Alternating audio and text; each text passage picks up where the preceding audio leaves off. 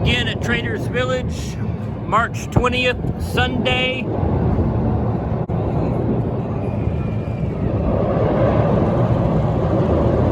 We've got a Larson Super Loop in the distance, doing its thing. I was terrified of that ride as a kid. So at Trader's Village, they want you to come for the shopping and stay for the fun. That may be what they want, but I'm coming for this. Prairie Screamer.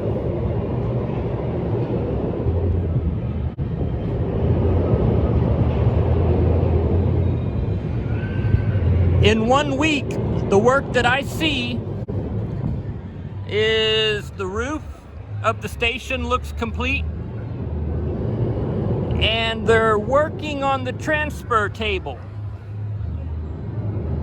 This random piece of track that I mentioned in a previous video is going to be transfer track.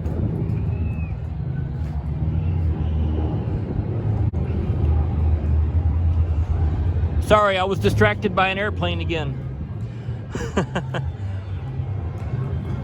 The spare train will be stored on this track. And that's where the transfer is going to occur. The track that's sitting on the ground is the track that will slide back and forth to allow the train to go onto the ride or onto the transfer track. I don't have a whole heck of a lot to say. It looks like they're doing a lot of detail right now. The entire track has been assembled onto the ride. Almost all the structure is complete. And it looks wonderful. I can't wait to ride it.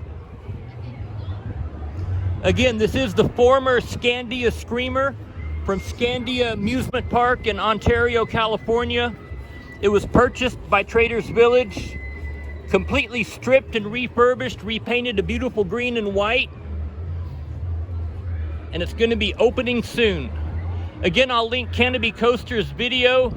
Look in the description for that link. He's got a great video on what the ride was like at Scandia Amusement Park.